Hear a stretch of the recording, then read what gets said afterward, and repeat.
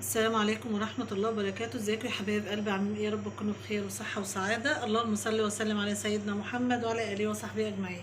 النهاردة هنعمل تحلية كده خفيفة وحلوة تنفعكم في أيام رمضان. بصوا يا حبايب قلبي، أنا عندي نص كيلو سميد. الأول كده نصلي ونسمي على رسول الله عليه أفضل الصلاة والسلام. معايا نص كيلو سميد، ده سميد بسبوسة عادي سادة، ما فيهوش أي حاجة، يعني مش زي أكياس البسبوسة اللي بتتباع. معايا كوباية سمنة على زيت، ممكن زبدة على زيت، ممكن سمنة، بس حسب الموجود عندك. تمام. معايا كوباية سكر، معايا ظرفين فانيليا، معايا شوية سوداني كده، ممكن هنحتاج منهم شوية برضه، اقول لكم في التزيين في الاخر. معايا لبن، هقول لكم انا معايا لتر لبن، هناخد منكم يعني، هقول لكم خليكم معايا في الفيديو بس، وهقول لكم هنعمل ايه. خطوات واحدة واحدة. ومعايا علبة قشطة، دي ممكن تستبدلها بعلبة زبادي، ممكن تستغني عنها، مفيش مشكلة. تمام. ومعايا كيس باكنج باودر، هناخد منه معلقة. معايا كاكاو خام للتزيين برضو في الاخر كده، اقول لكم هنعمل بيه ايه. يلا نسمي كده ونشوف ونقول خطواتنا مع بعض. هنجيب الاول طاسة تيفال او اي حاجة وهنفضي فيها خليكم معايا واحدة واحدة. هبتدي بقى، جبت الطاسة تيفال او اي حاجة موجودة عندك، وهننزل بيها بكوباية السمنة على الزيت. انا حاطه يعني حوالي 3/4 سمنه والربع زيت بس. وهننزل بالسميد، مسيحه بس الاول كده، وهننزل بالسميد هنحمره. هننزل بنص كيلو السميد وهنحمره لغايه ما نخليه اللون الذهبي الجميل دوت. وبعد كده هقول لكم هنعمل ايه. طبعا انا نسيت اقول لكم ان انا هنعمل كوبايه سكر، كوبايه ميه على عصره ليمونه. وبعد كده نجهزها وتبقى جاهزه عندنا. نحتاج كوبايه شربات، لو عندك الشربات ده موجود في التلاجة اللي هو السيرم عادي. ما عندكيش، تجيبي كوبايه ميه وكوبايه سكر على عصره ليمونه، وتسيبيه يغلي لمده من 5 دقايق ل7 دقايق وتدفع عليه. طبعا يا حبايبي ايديكي في السميد طبعا ما تسيبوهوش، لانه يعني في لحظه ممكن ياخد لون معاكي، فاحنا هنفضل ما ايديكي فيه كده لغايه لما ايه، تحسي باللون الذهبي الجميل دوت. وبعد كده اقول لكم الخطوه الثانيه ايه. بس انا عايزه اللي وصل معايا يا حبايبي لغايه دلوقتي يخش يعمل لي لايك، واللي ما اشتركش في القناه يشترك ويفعل زر الجرس عشان يوصل كل جديد. كده بقى حضراتكم اهي، بقالي 5 دقايق بقلب فيها، ايديا ما سابتهاش لغايه لما وصلت للون ده. حابه بقى تفتحي عن كده فتحي، حابه تغمقي براحتك، بس هو اللون ده كده الذهبي ده حلو قوي. هبتدي بقى انزل عليه بكوبايه لبن من اللتر اللبن اللي معايا، وهنزل عليه بكوبايتين شربات. هننزل الاول بكوبايه الشربات اهي، بسم الله. هنا كوبايه اهوت، بكده كوبايتين شربات، كوبايه لبن من اللتر اللي معايا، وهنزل بكوبايه لبن. افضل بقى اقلب في الخليط لغايه لما يتشرب كل ده.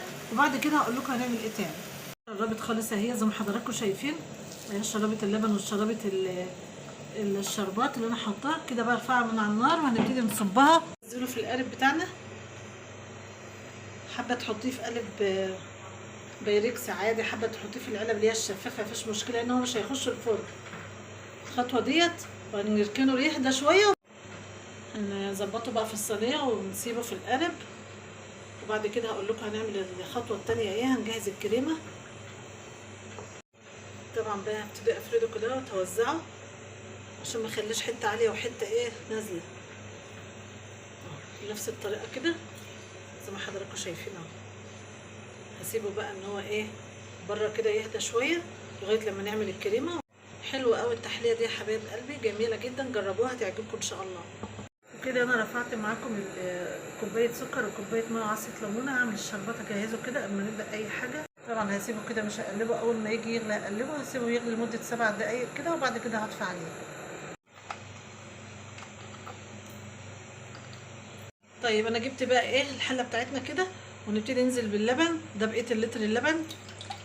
طبعا يا حبايب قلبي لو عندك لبن حليب عادي اللي هو اللبن العادي، انا ما كانش عندي الا العبوه ديت، فقلت خلاص خدنا منها كوبايه زي ما وريت حضراتكم للسميد. وبعد كده هنزل بقى اهوت. تمام كده. وهنزل ب3 معالق نشا،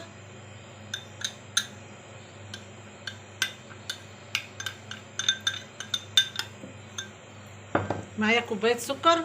بص السكر ده حسب الطلب، يعني تنزلي بقى كلها يا نص، انا عشان يعني عندنا بنحب السكر خفيف شويه هنزل بنصها كفايه قوي. يعني بمقدار مثلا نص كوبايه اهيت، يعني مقدار 3 معالق او 4 معالق. ومعايا طبعا علبه القشطه او الزبادي دي هخليها بعدين بعد ما ارفعها على النار. وهننزل بالفانيليا وهندوب ده كله على النار. انزل بزربين الفانيليا اهوت، وهندوب بقى كل ده الخليط على البارد كده وهنرفعه على النار. مجرد ما يجي يغلي معانا هننزل بعلبة القشطة، او لو ما عندكيش علبة القشطة ممكن تنزلي بعلبة الزبادي. حابة تستغني عن الخطوة دي مفيش مشكلة. يلا بينا نرفعه على النار. بدأت المهلبية تلف معايا او الكريمة، هبتدي بقى انزل فيها بعلبة القشطة ديت. ما كانش عندك علبة القشطة زي ما قلت لحضرتك ممكن علبة الزبادي عادي. حابة تستغني خالص عن دي ودي مفيش مشكلة، بس احنا يعني بنعزز الطعم شوية. نفضل بقى نقلب برضو لغاية لما القوام يتقل معانا شوية، وبعد كده نرفعه من على النار. اهوت انا رفعته من على النار بقى كده. بقى هنزل بيه على السميد بتاعنا اهوت. بسم الله الرحمن الرحيم، بسم الله ما شاء الله، لا حول ولا قوة الا بالله. بسم الله ما شاء الله. ندخله بقى التلاجة على رف التلاجة لمدة كده حوالي ساعة او نص ساعة لما تحس انه جمد، وبعد كده هنطلعه نزينه مع بعض. كده طلعتها من التلاجة يا حبايب قلبي، بردت خالص اهيت. هبتدي بقى ان انا بص هزينها بالكاكاو، برش الكاكاو كده. طبعا ايه براحتك انت بقى، التزيين ده براحتك زي ما حضراتكم شايفين كده اهوت. طبعا بقى انا كان عندي سوداني زي ما انا وريتكم كده في اول فيديو. هبتدي بس ان انا ايه نعمل تحليه خفيفه كده.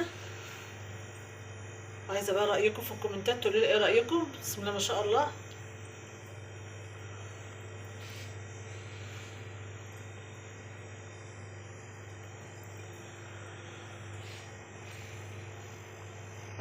تعالوا بقى نقطعها كده مع بعض. نسمي الله، بسم الله ما شاء الله، لا حول ولا قوه الا بالله.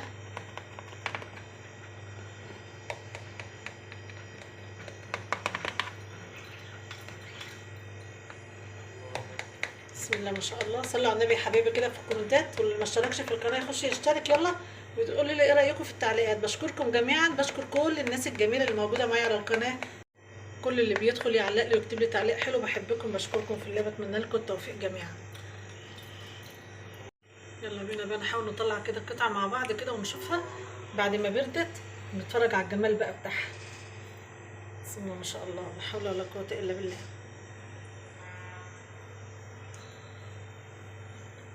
بصوا بقى، بصوا ما شاء الله، شوفوا شوفوا الجمال. بسم الله ما شاء الله، جميله جدا. بصوا يا حبايب قلبي، بصوا بصوا الطبقات. ولو حابه ان انت تكتفي بطبقه الكريمه بس مفيش مشكله. بصوا الجمال، هندوقها مع بعض كده.